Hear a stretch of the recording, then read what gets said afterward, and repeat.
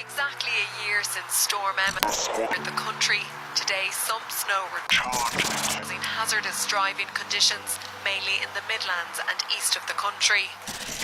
He says Kildare has been worst affected by the snow, while parts of Laois, Wicklow, Offaly, Tipperary, Kilkenny, Meath and Westmeath were also impacted.